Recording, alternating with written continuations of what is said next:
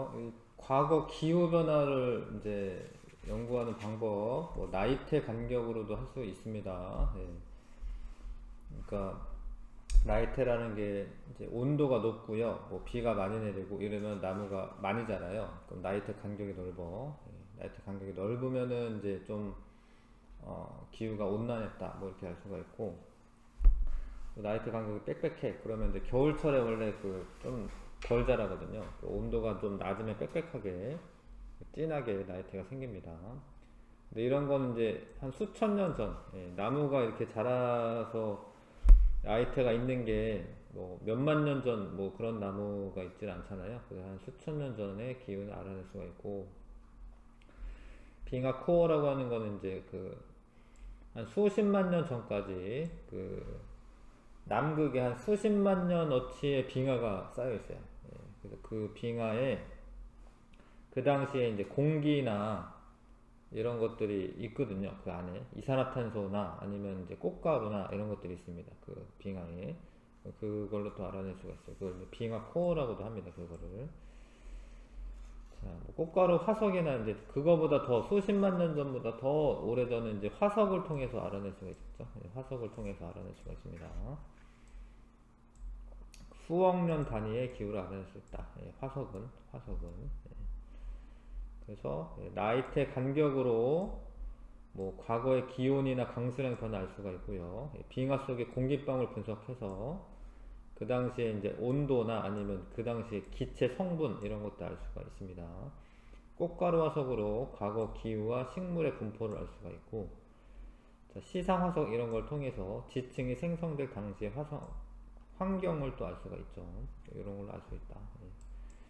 나이테는 수천 년, 빙하코는 수십만 년, 시상화석은 수억 년 단위의 기후를 알아낼 수 있다. 넘겨서 나이테 간격을 연구하면 과거의 기온과 강수량 변화 알 수 있는 거예요. 알 수 있는 거고요. 자, 그 다음에 빙하 코어를 이용해서 수억 년 단위까지는 알 수 있는 게 아닙니다. 빙하 코어는 수십만 년 전. 꽃가루 화석 종류를 분석하면 기후와 식물의 분포도 알 수가 있습니다. 화석을 이용하여 생물이 생존한 당시 기후를 추정할 때 시상 화석보다는 표준 화석을 이용하다라고 되는데, 환경을 추정할 때는 시상 화석이 더 유용한 겁니다. 특정 환경에서만 자라나는 그런 생물의 그 화석이 더 중요하죠. 시상 화석이 더 중요한 거예요. 가에서 나이테 간격은 기후가 온난할수록 좁아진다 아닙니다. 많이 자라기 때문에 더 넓어지는 거고, 나에서 눈이 내릴 당시에 공기가 포함되어 있고, 맞아요. 이거는 과거 대기 조성 연구할 때 나가 나보다 적합하다. 나가 더 적합합니다. 나 안에 있는 공기나 이런 것들 알 수가 있기 때문에 나이테보다는 빙하코어가 더 적합한 거예요. 자, 그 다음에 남극의 그 빙하 코어를 조사를 했어, 실제로. 그래서 40만 년 동안의 대기의 이산화탄소 분포와 기온 변화를 조사했습니다. 이산화탄소가 높아질 때 기온도 올라갔고, 이산화탄소가 낮아지면 농도가, 그러면 이제 기온도 낮아졌다라는 걸 알 수가 있죠. 그래서 지구 기온 상승과 하강을 반복했다. 대기 중 이산화탄소 농도가 높을 때 지구 기온이 대체로 낮게 나타났다. 아니고 높고요. 과거의 40만 년 동안의 지구의 기온이 현재 기온보다 대체로 높았다. 근데 현재는 여기잖아. 현재는 대체로 낮았네요. 그죠? 대체로 낮았죠. 높은 게 아니고 대체로 낮았다. 1번이 답이고, 분석해서 이제 답하는 거고요.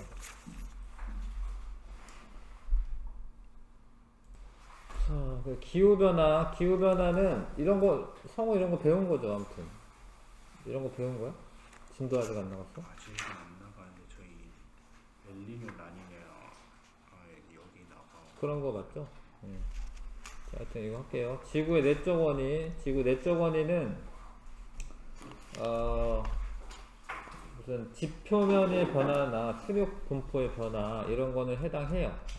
태양 활동 변화 이런 거 내적 원인은 아니죠. 근데 이산화탄소 농도 변화 이런 거 내적 원인에 해당합니다. 근데 이게 지구 공전 궤도에 모양의 변화 이런 거는 외적 원인에 해당을 해요. 그러니까 내적 원인은 지표면의 변화, 뭐 수륙 분포의 변화, 태양활동 변화 아니고 이산화탄소 농도 변화 이런 거에 해당하고요. 지구 공전 궤도라고 하면 지구니까 뭔가 내적인 요소 같긴 하지만 그렇지가 않아요. 이거는 이제 자전축의 기울기 변화나 이런 거는 천문적인 요인이거든요. 그러니까 자전축의 기울기가 변화돼서 지구로 들어오는 뭐 태양 빛의 에너지의 양이 변화된다든가 이런 것들이기 때문에 기울기 변화 요런 거 요런 거 선생님 X 친 거 요런 거는 이제 요런 거는 외적 원인에 해당해. 외적 원인에 해당하는 거 이렇게 맞게 짝지은 건 2번이 답이고요.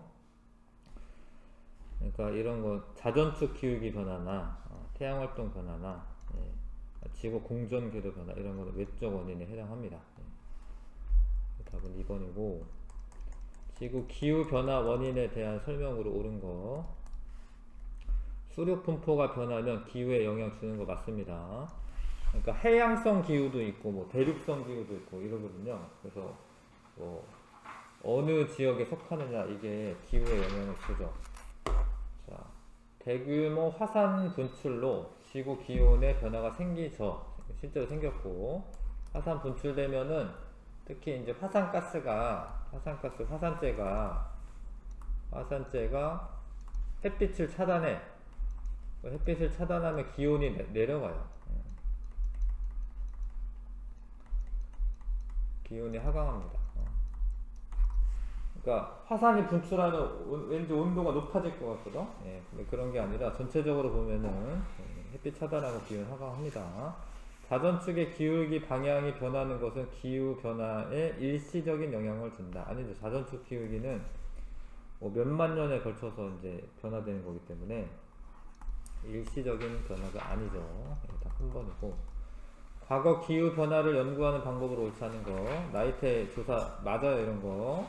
공기방울 채취 이런 거 맞아요. 꽃가루 화석 이런 거 맞아요. 대나무 번성하고 있는 지역 조선 이건 현재지 현재고.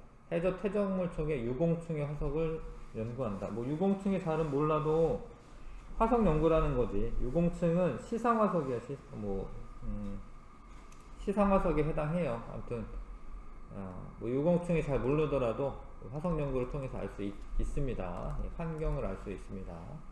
대나무 번성하는 건 현재 기후가 어떻냐 이런 걸 알 수가 있는 거고요. 그 다음에 4번에 이산화탄소 농도랑 이제 기온 변화인데 이산화탄소 농도와 기온의 상관관계를 서술하시오. 이산화탄소 농도가 높아지면 기온이 올라갔다. 이렇게 서술하는 거죠. 이산화탄소 농도가 높아지면 기온이 올라간다. 온실 효과가 증가하기 때문에 그렇죠. 그 다음에 5번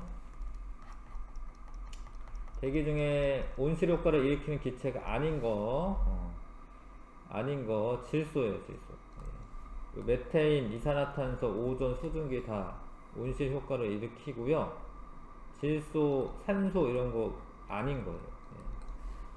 뭐 요런 애들이 특히 이제 다른 애들은 사실 적외선을 흡수합니다. 이게 적외선을 흡수하는 성들이 있는데 요런 애들은 이제 그렇지 않아요. 얘네들은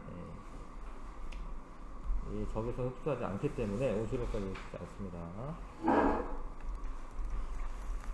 1860년부터 지금 기온이 상승하고 있다 이거죠.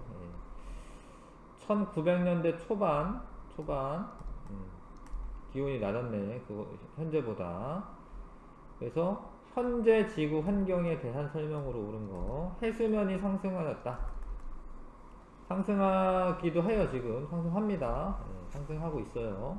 빙하 면적 감소하였다. 맞고요. 홍수나 가뭄 등 기상이변 증가하였다. 맞습니다. 답 5번이고. 그 다음에 지구 온난화가 이게 지금 여기서부터 출발할게요. 온실 이산화탄소 농도가 증가함에 따라서 지구 온난화가 생겼어. 그럼 대륙의 빙하 면적이 감소하죠. 그러면 이제 지표면의 반사율이 감소해요. C는 감소. 왜냐하면 빙하가 하얀색이고 있잖아. 그런 애가 있으면 빛을 반사를 해요. 빙하가 있으면. 빙하가 녹으면 흡수를 해요. 빛을 흡수합니다. 반사율은 감소죠. 자, 그래서 대륙의 빙하 면적이 감소해서 육지 면적 감소죠. 기감소. 왜냐면 이제 해수의 온도도 높아지면서 빙하도 높고 이러면서 해수가 많아지니까 부피가 커지고 그러니까. 그 다음에 해수의 온도는 증가합니다. B는 증가. 화석연료 사용량이 증가라고 했죠. 예, 증가. A 증가. A부터 시작했어야 되는구나. 예, 화석연료 사용량 증가하는 거죠. 그래서 감소하는 거는 C랑 D네요. 한번 다르고.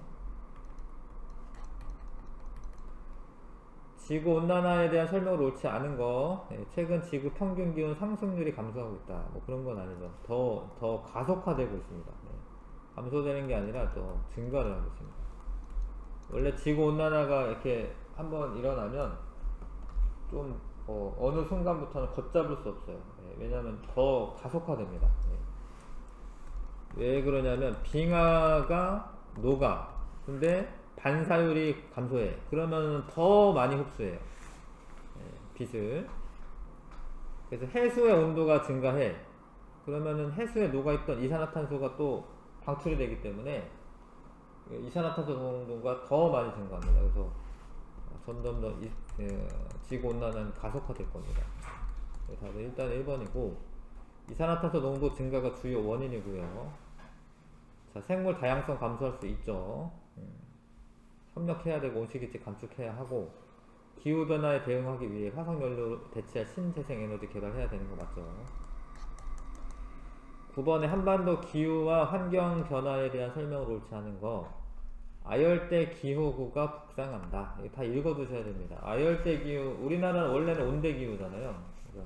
근데 이제 아열대 기후가 북상하고 있고, 여름의 길이가 점차 길어지고, 한류성 어종의 어획량 감소하고, 벚꽃의 개화 시기가 점점 빨라지죠. 예, 봄이 빨라지니까 4번이고요. 지구 전체의 기온 상승폭보다 큽니다. 이런 거 읽어둬야 돼. 우리나라가 지구 전체 상승폭보다도 더 커요.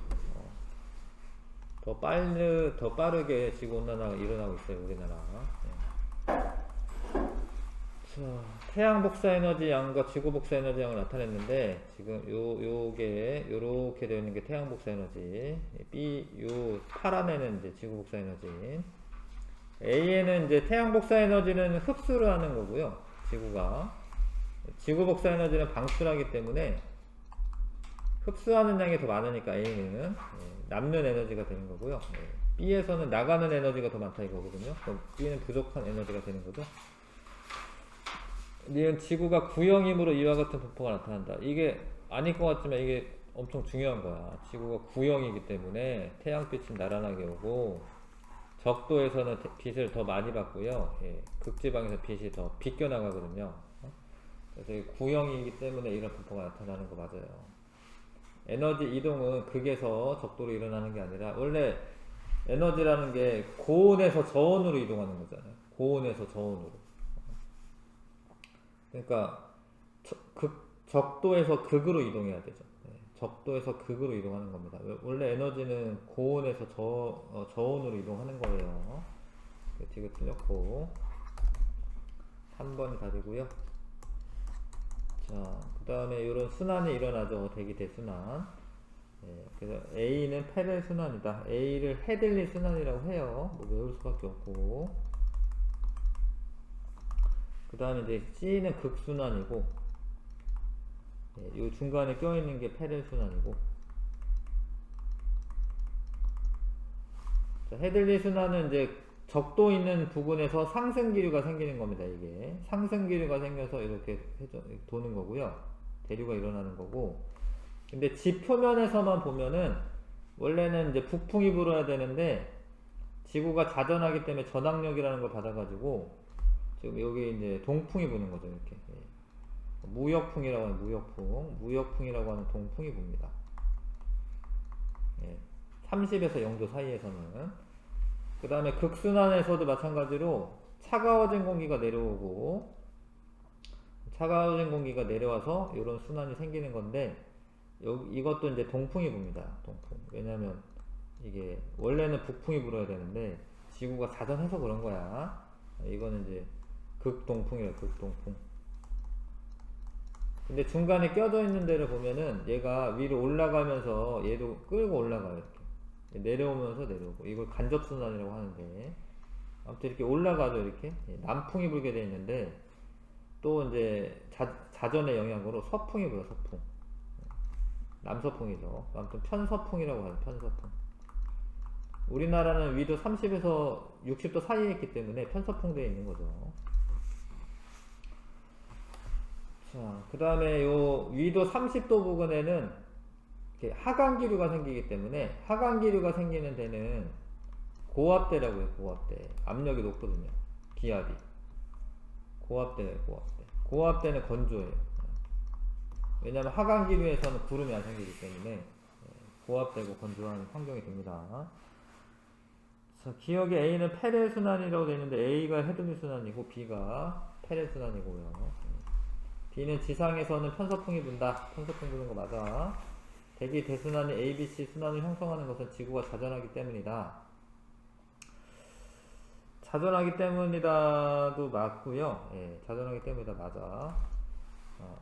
뭐 지구가 구형이다 이런 것도 영향이 있고, 자전하기 때문이다 맞습니다. 그러니까 자전을 만약에 안 하면 이렇게 돼요. 자전을 안 하면 큰 순환이 하나 돼요. 큰 순환이 이렇게. 큰 순환이 하나 돼요. 자전을 안 하면. 자전을 하니까 이렇게 뭐 사실 이렇게 그려져는 있지만, 뭐 이런 식으로 바람이 부는 거거든요. 자전을 하기 때문에 요 세 개의 순환 세포가 생기는 거예요. 자전 안 하면 하나의 큰 순환 세포가 생기는 겁니다. 편서풍이 서에서 동으로 부는 예. 뭐 서풍이다 이런 거는 불어오는 쪽 기준이에요. 그러니까 편서풍이면 서에서 불어오는 거고, 동풍은 동에서 불어오는 거예요. 그럼 당연히 서로 가겠지. 그래서 불어오는 쪽 기준이 바람 방향입니다. 뭐 남풍이면 남쪽에서 부는 거예요. 남쪽으로 부는 게 아니고.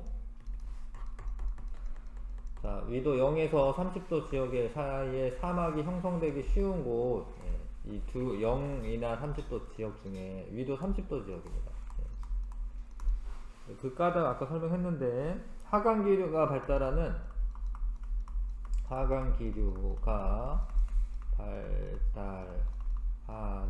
고압대를 이루고 있어요.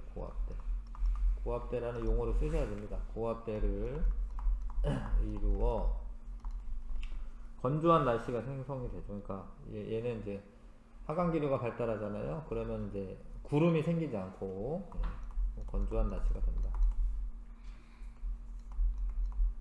건조한 기후를 갖는다고 했기 때문에.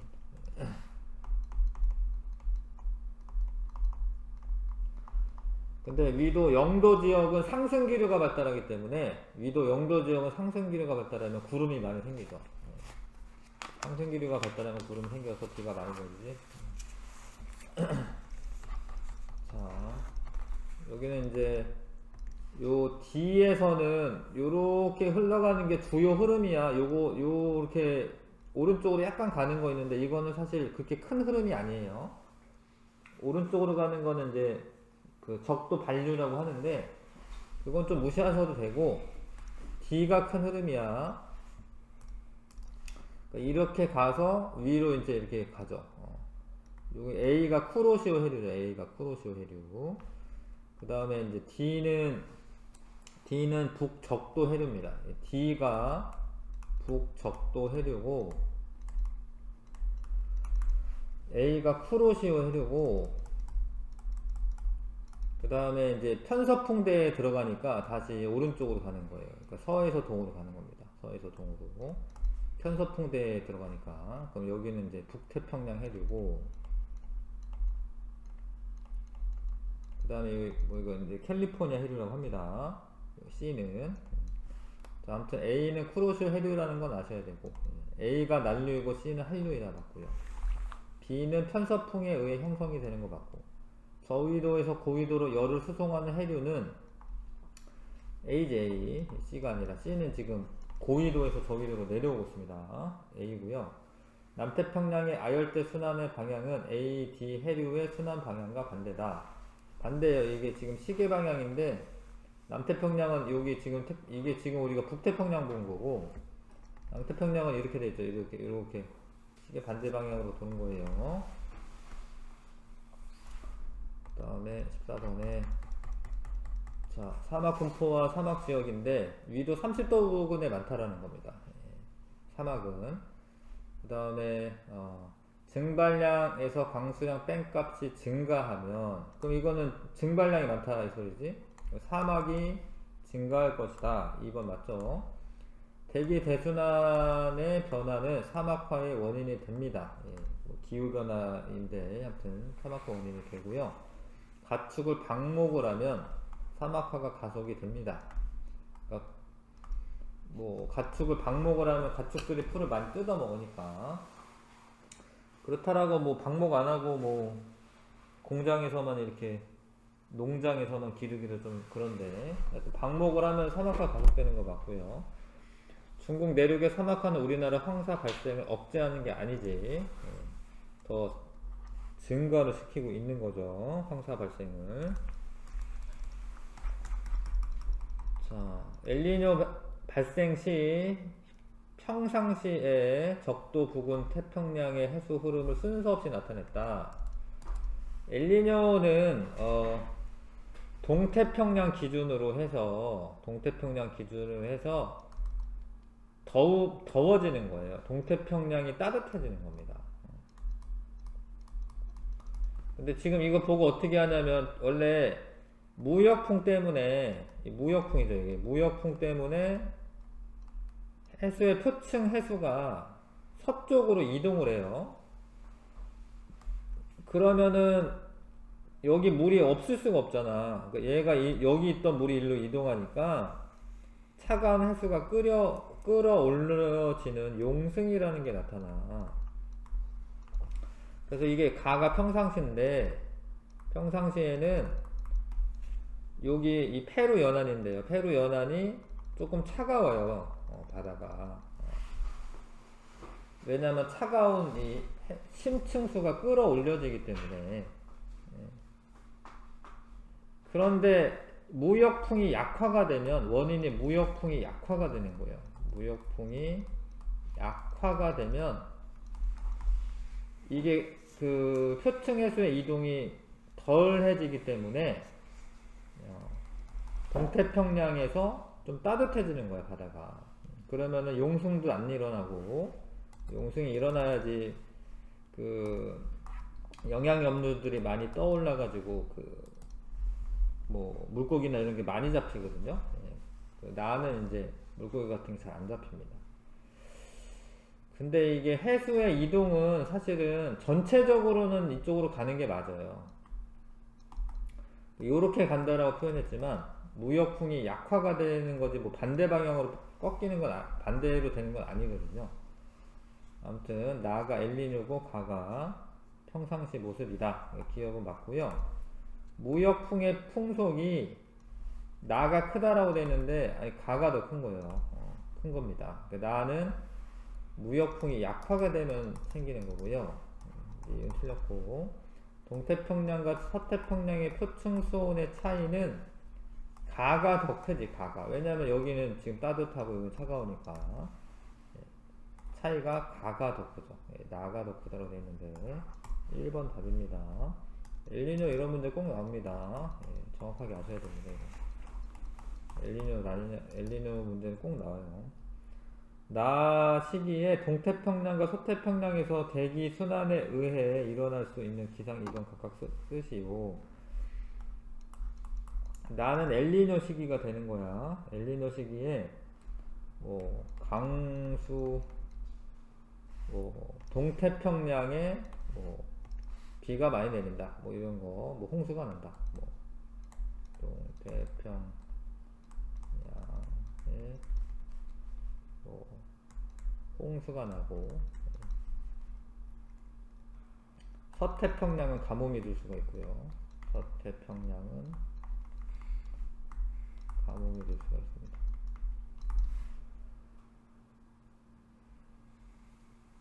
이런 거 쓰면 되고요. 그 다음에 자, 지금 이거는 동태평양에서 관측한 거예요. 동태평양의 수온이 높을 때가 엘니뇨야.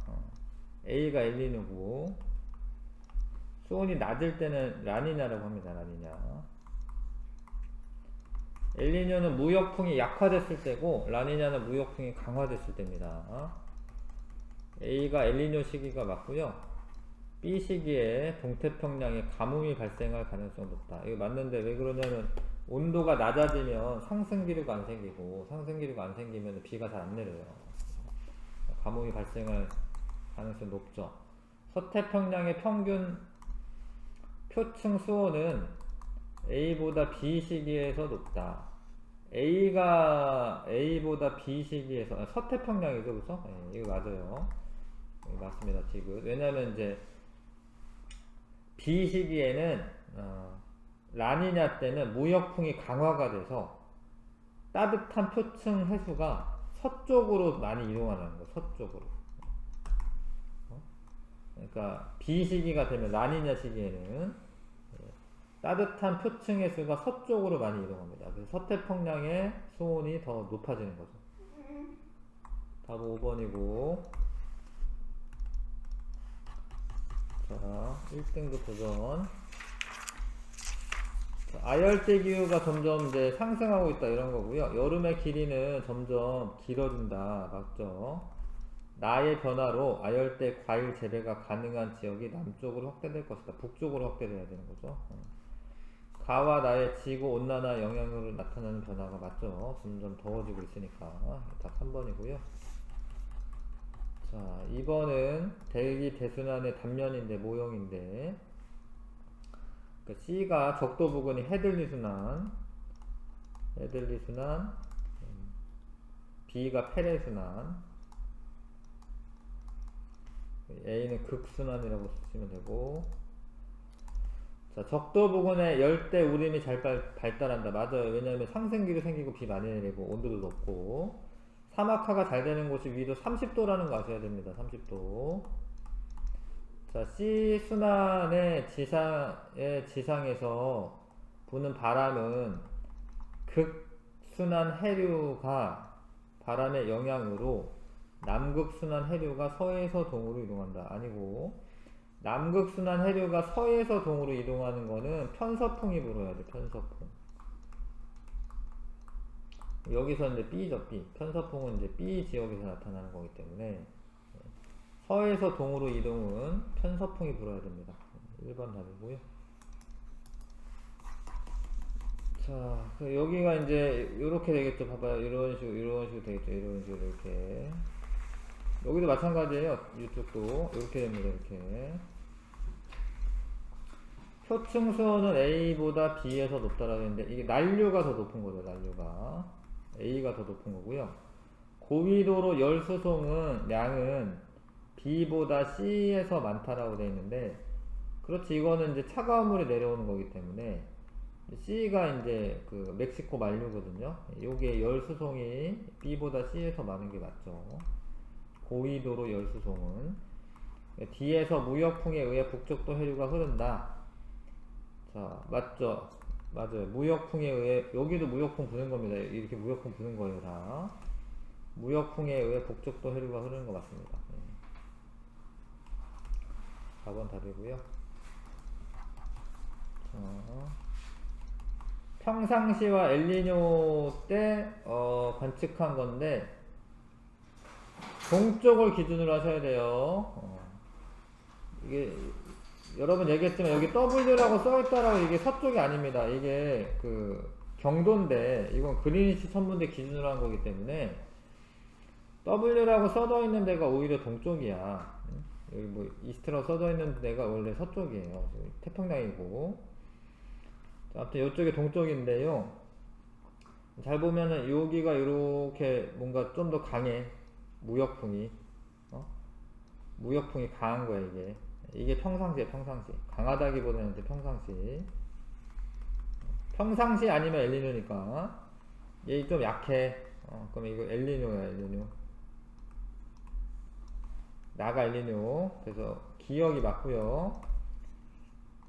동에서 서로 표층 해수의 이동은 가보다 나시기에 활발하다. 표층 해수의 이동은 동에서 서로 가려면 무역풍이 좀 더 세게 불어야 됩니다. 평상시가 더 가가 더 활발한 거고요. 적도 부근의 동태평양 강수량은 가보다 나에서 뭐라 그랬지? 적다. 그러니까 이렇게 되면 동태평양은 이렇게 용승이 일어나니까 해수의 온도도 여기 낮다라고 되어 있습니다. 23도로.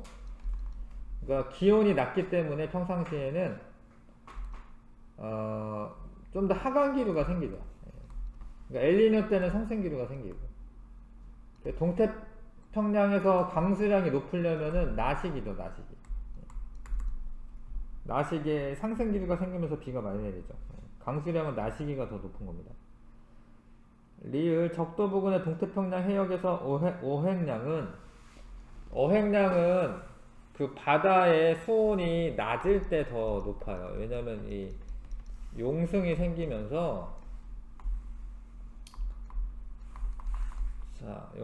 가가 더 높습니다. 가보다 나시게 적다. 맞네. 하여튼 가가 더 높죠. 용승이 생기면서 영양염류가 가라앉아 있던 영양염류가 떠오르기 때문에 어획량은 평상시가 더 높은 거예요. 엘니뇨가 생기면 어획량이 오히려 감소합니다. 그래서 감소한다고 써있는 거죠. 나시기에 적었다. 감소한다고 써있는 겁니다.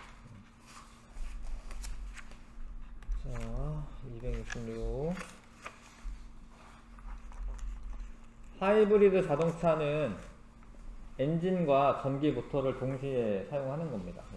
동시에는 아니고 하여튼 엔진과 전기 모터 같이 있습니다. 그래서 엔진은 그 연료의 힘으로 작동하는 거고요. 전기 모터는 이제 그 전기의 힘으로 작동하는 거야. 하여튼 하이브리드 자동차는 뭐 내리막이나 이런 데에서 배터리를 충전한 다음에 필요할 때 그 모터를 구동해 가지고 작동하게 되죠. 그러면 이제 연료의 그 효율이 높아집니다. 그래서 엔진과 함께 배터리 전기 모터를 사용하여 일반 자동차보다 에너지 효율이 높은 자동차를 하이브리드 자동차라고 해요. 자, 그 다음에 에너지 제로 하우스는 낭비되는 에너지를 줄이고, 그런 거를 이제 뭐 패시브라고 하는데, 에너지가 바깥으로 나가는 거를 줄이고, 그리고 에너지도 스스로 만들어낼 수 있도록, 그런 건 이제 액티브 하우스라고 하는데, 하여튼 발전 장치 같은 게 이렇게 설치가 되어 있고, 요런 미래형 주택을 에너지 제로 하우스라고 해. 그런데 그 명칭 알아두시면 돼. 이걸 에너지 제로 하우스라고 한다. 네, 시탄탄 볼게요. 자, 여러가지 에너지에 대한 설명을 옳지 않은 거. 빛 에너지는 공기 진동으로 전달된다. 그런 거 아니죠. 그냥 빛이 직접 전달돼. 빛이 직접 전달되는 거예요. 다른 거 전달해주는 매질이 필요 없습니다. 그렇게 전달되는 건 이제 복사된다는 복사. 역학적 에너지는 운동 에너지와 포텐셜 에너지 합이 맞고요. 전기 에너지는 전하의 이동에 의해 발생하는 에너지 맞고, 핵 에너지는 원자 핵이 융합하거나 분열할 때 발생하는 에너지 맞고요. 화학 에너지는 화학 결합에 의해 물질 속에 저장되어 있는 에너지다. 맞고요. 포텐셜 에너지가 위치 에너지랑 같은데. 네. 고등학교 때는 포텐셜 에너지를 다 씁니다. 포텐셜 에너지를 배웠을 거다. 자, 그 다음에 여러가지 에너지 전환을 나타낸 것이다. ABC에 알맞은 에너지 각각 써라. 그러니까 뭔가 마찰에 의해서 뭐 열에너지 같은 거 나오는 거고, 그러니까 A는 열에너지죠. 전열기 뭐 열에너지죠, 그렇죠? 원자로에서도 열에너지 그런 거 나오고요. 그 다음에 태양에서 뭔가 광합성에 쓰인다. C는 빛에너지겠다. 빛에너지고. 근데 태양에서 빛에너지가 태양에서의 그 핵융합 반응으로 나오는 거니까 핵에너지에서 빛에너지라고 써 있는 거고, 광합성을 하게 되면 이거는 이제 포도당이나 이런 게 생기는 건데, 그거를 뭐 포도당 에너지 이렇게 얘기하지는 않고 화학 에너지라고 하는 거. 화학 에너지. 화학 결합 속에 에너지가 포함이 되어 있기 때문에 화학 에너지라고 하고, B는 그거를 이제 뭐 전기 에너지로 바꿀 수도 있고요. 요런 거네요. 그래서 A가 열 에너지, B가 화학 에너지, C는 빛 에너지. 2번이고, 자, 에너지 전환. 예. 가는 화학 에너지가 전기 에너지에 저장된다. 맞는데 화학 에너지가 배터리에 저장이 되는 배터리에 화학 에너지 형태로 저장이 되어 있는 겁니다. 기억 맞고요. 다는 전기 에너지가 열 에너지로 전환되는 거 맞죠? 가나 다는 모두 전기 에너지가 빛 에너지로 전환된다. 이것도 맞는데 휴대폰에서 이제 당연히 화면에 빛 나오고 이거 빛 나오고 이거는 목적이 열 에너지긴 한데 빛이 나와요. 그러니까 빛 에너지로 전환되는 것도 맞죠? 답은 5번이 답이고요. 자, 그 다음에 전동기에 의해 바퀴가 회전한다. 이거는 이제 전기 에너지가 운동 에너지로 전환된 게 맞죠, 가는. 배터리에 충전하는 거는 전기 에너지로 화학 에너지로 바꾸는 겁니다. 니은 틀렸네요, 이제. 반대죠. 화학 에너지가 전기 에너지로 전환된다고 되어 있는데, 그거는 이제 방전 과정에서, 그러니까 그 충전된 그 배터리를 쓰는 과정에서는 그런 거죠. 다에서 운동 에너지가 빛 에너지로 전환된다. 아니죠. 전기 에너지가 빛 에너지지. 다는 1번 답이고요. 그 다음에 롤러코스터가 이동하는데 소음을 낸대. 소음을 낸다라는 거는 역학적 에너지가 그 소리 에너지로도 전환된다라는 거예요. 그래서 포텐셜 에너지가 모두 운동 에너지로 전환되는 거는 아닙니다. 왜냐하면 이거는 뭐 문제 풀 때는 그렇게 가정하고 풀지만 실제로는 마찰도 있고요. 이렇게 소리 에너지로 전환된다고 써있기 때문에 모두 운동 에너지로 전환되는 게 아니죠. 롤러코스터가 내려갈 때 역학적 에너지는 보존된다. 보존 안 됩니다. 지금 상황에서는. 에너지 전환 과정에서 그러니까 역학적 에너지가 보존 안 된다는 거죠. 에너지 전환 과정에서 모든 에너지 총량은 일정하다. 이거는 이제 에너지 보존 법칙이고 다른 에너지로 전환되더라도 전체적인 총량은 일정하다 이 소리야. 역학적 에너지가 보존되는 건 아니에요 지금. 3번이 답이고요. 자, 에너지 효율이 써져 있는데 같은 양의 에너지를 공급하면 B가 빛이 더 많이 나오는 거예요. A가 B보다 더 일을 한다. 많은 일을 한다. 지금 뭐 일을 한다라고 표현해서 조금 그런데 여기에서 일은 이제 빛을 내보내는 걸 말하는 거죠. B가 효율이 높기 때문에 B가 더 많은 일을 하는 거고, 같은 양의 일을 한다면 A가 B보다 더 많은 에너지를 공급받아야 된다. 이게 맞아요. 그러니까 같은 밝기를 내야 돼. 근데 B는 좀 더 조금만 들어와도 돼요. 에너지가. 근데 A가 더 많이 공급받아야 된다. 이거 맞죠? 같은 양의 에너지를 공급하면 B가 A보다 더 많은 열 에너지를 방출한다. 그러니까 이게 빛 에너지로 25% 내보내는 거고 나머지 대부분 열 에너지인데 열 에너지로 75% 나가는 겁니다. 근데 얘는 열 에너지로 80% 나가는 거예요. 열 에너지를. 그러면 이제 B가 A보다 더 많은 열 에너지를 방출한다. 틀렸죠? A가 더 많이 방출하는 거죠. 답이 2번이고. 자, 우리가 연료의 에너지를 전부 다 이 엔진이 그 바퀴 회전하는 데 쓰지는 못하는 겁니다. 그러니까 지금 나머지 애들은 전부 다 낭비되는 에너지인 거예요. 이런 거는. 그래서 에너지 효율을 계산할 때는 72분의 엔진이 쓴 거 14.4 곱하기 100 하면 되는데 5배가 맞는 것 같네요. 5분의 1이 맞죠, 그쵸? 그러면 20%가 맞습니다. 조명등에서 전기 에너지가 빛 에너지로 전환되는 거 맞고, 자동차 연료의 에너지는 최종적으로 열 에너지 형태로 전환된다. 이거 좀 어려운 얘기인데, 어찌됐건 얘가 막 굴러가고, 막 이렇게 바퀴 굴러가고 이러다 보면, 그러니까 열 에너지로 전환되는 게 맞아요. 최종적으로는. 최종적으로 열 에너지 형태로 전환돼서 그냥 공기 중 자꾸 흩어지는 거예요. 요 문장 아셔야 됩니다. 최종적으로 열 에너지 전환되는 거 맞아요. 8번. 자, 열 에너지가 95%로 바뀐다면 빛 에너지 5%밖에 안 되는 겁니다. 그러니까 백열등은 5%밖에 효율이 안 나오는 거죠. 예. 근데 얘는 지금 LED는 지금 90%가 빛 에너지를 바뀌는 거예요. 그래서 일단 기억은 맞고 에너지 효율은 나가 더 큰 거 맞고요. 가나에서 전환된 열 에너지는 다시 모아서 사용할 수 있다. 이게 어려운 거예요. 퍼져 나가는 거기 때문에. 여기서 열 에너지로 전환된 게 뭐 가만히 있는 게 아니고 막 이렇게 막 우주로 나가고 막 그러는 거야. 결론적으로. 예. 그러니까 그거를 다시 사용하는 게 아니죠. 예. 다시 사용하는 게 아닙니다. 그래서 에너지 절약을 해야 되는 거예요. 예. 다른 형태, 열 에너지 형태로 바뀌어버리면 그냥 냅두면 그냥 퍼져 나가는 거야. 엔트로피가 증가하면서 퍼져 나가는 거야. 좀 추운 거. 에너지 효율이 높다라는 것은 에너지 전환이 잘 된다. 그거보다도 4번이 답입니다. 필요 없는 에너지보다 필요한 에너지로 전환이 더 잘 된다. 4번 답이고요. 자, 왜 에너지 절약을 해야 되냐? 그러니까 사용하기 어려운, 다시라고 할까? 다시 사용하기 어려운 열 에너지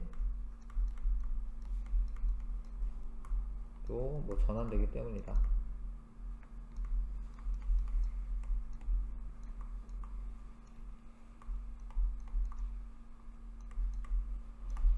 열 에너지를 퍼져 나가면은 다시 그걸 끌어 모아서 사용할 수가 없는 겁니다.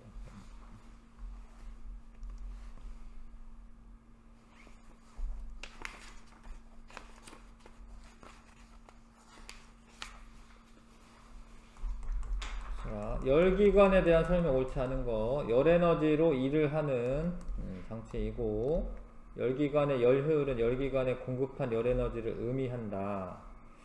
그게 아니라 공급한 열 에너지를 의미하는 게 아니고, 공급한 열 에너지 가운데서 실제로 일한 에너지의 비율을 말하는 거죠. 효율은. 다른 거 읽어보시고, 이거 계산할 줄 알아야 됩니다. 이거는 지금 W가 1이니까 300줄 일하고요.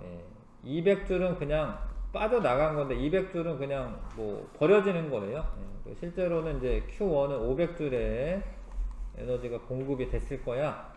500줄 공급해서 300줄을 일한 겁니다. 근데 퍼센트로 나타낼 때는 곱하기 100을 해야 되죠. 그래서 요거는 그래도 60%네. 이건 되게 높은 건데 열 효율이 60%입니다. 자, 그래서 요거는 이제 칸 채우면 되나요? 이거 두 개 더한 게, 그러니까 60이랑 요거 Q2를 더한 게 얘가 돼야 되니까 140줄 돼야 되고요. 얘가 이거 두 개로 나눠주는 거니까 얘는 30줄이면 되겠죠?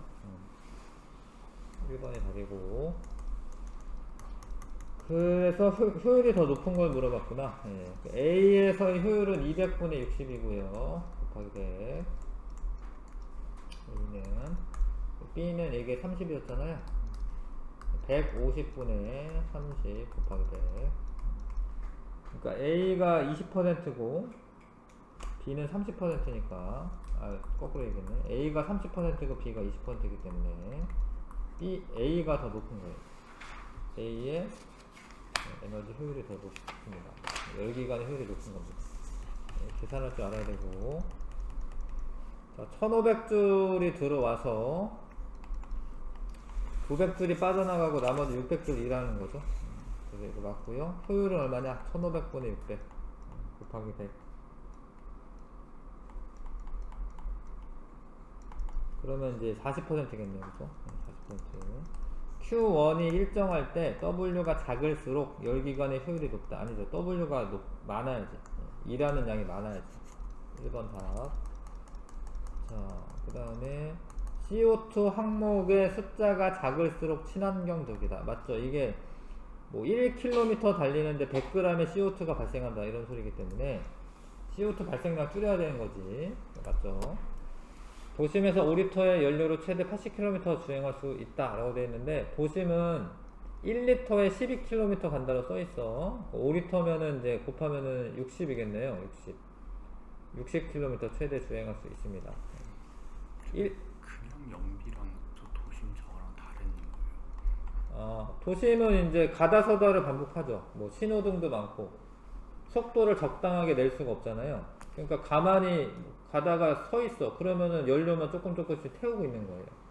그러니까 도심이 더 낫죠. 근데 좀 그래도 이제 고속도로 같은 데 달릴 때는 계속 달리는데 쓸 수 있잖아. 가다 서다 반복하지 않아도 되고. 그래서 고속도로가 더 높지. 18km. 그러니까 이제 전체적으로 보면 이렇다 이거지. 전체적으로. 약간 평균적으로 생각하면. 그래서 1에서 5등급으로 구분한 에너지 소비 효율 등급의 숫자가 낮을수록 1등급이 더 에너지 효율이 높은 거예요. 숫자가 낮을수록. 1번이 답이고요. 하이브리드 자동차가 맞네. 이거는 운행 중 버려지는 에너지 일부를 전기 에너지로 전환하여 배터리에 저장하는 거 맞고요. 엔진만 사용하는 일반 자동차보다 에너지 효율이 높다. 맞네. 5번 답이고. 효율적으로 사용하는 어떤 주택에 대한 설명이다. 에너지 제로하우스에 대한 설명이고, 성능 좋은 단열재를 사용해야지 빠져나가는 그런 열에너지를 잡을 수가 있고요. 태양전지판 설치하는 거 되고, 채광이 잘 되도록 한 겹이 아니라 여러 겹이 돼야 돼. 여러 겹. 채광보다 이거는 채광이 잘 되도록 여러 겹이 아니라 사실은 단열이 잘 되도록 여러 겹을 하는 거예요. 단열이 잘 되도록 여러 겹으로 유리창을 사용해야 합니다. 3번 답이고요. 1등급 도전. 에너지 효율이 높은 제품을 사용하는 것이 경제적이고, 에너지가 전환될 때 에너지 손실이 가장 적은 것은 수력발전소이다 라고 되어 있는데, 맞네요. 효율이 95%니까 손실이 가장 적고요. 기름 보일러는 100% 화학에너지 중 66%만 난방에 사용될 수 있다. 기름 보일러, 그러네. 같은 양의 에너지 공급할 때 백열 전구보다 형광등 사용하는 것이 효율적이다. 맞고요. 에너지가 전환되는 과정에서 에너지 일부가 역학적 에너지로 전환돼요. 역학적 에너지가 아니라 열에너지로 전환돼요. 효율이 100%가 될 수가 없습니다. 5번이 답이고요. 자, 500메가와트의 전력을 공급을 했어. 뭐 이렇게 했네. 발전소에서 전기 에너지 효율, 생산 효율은 50%다 라고 되어 있는데, 아니죠. 500 중에 50이면은 이제 250이 돼야 되는데, 전기 에너지가 175메가와트잖아요. 틀렸고.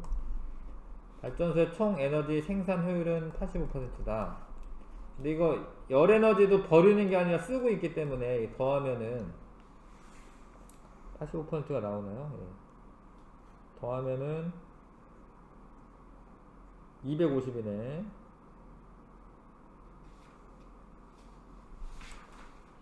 아니지. 예.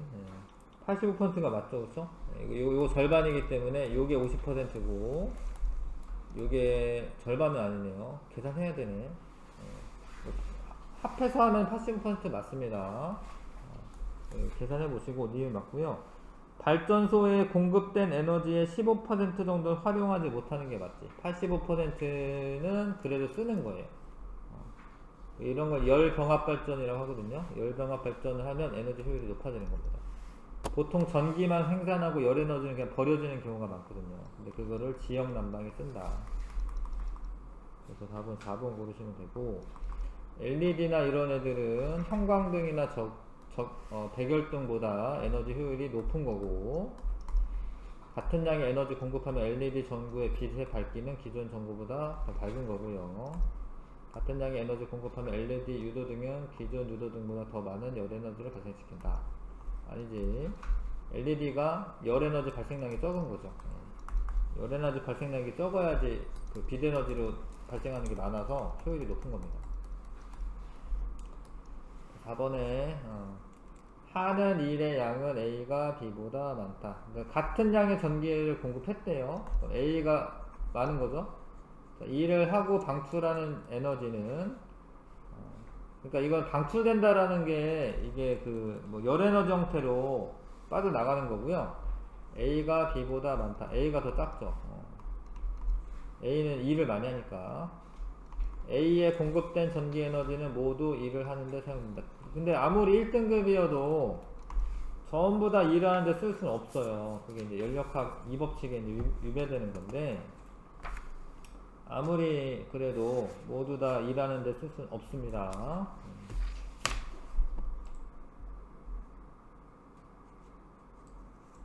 이거는 여기까지 하고.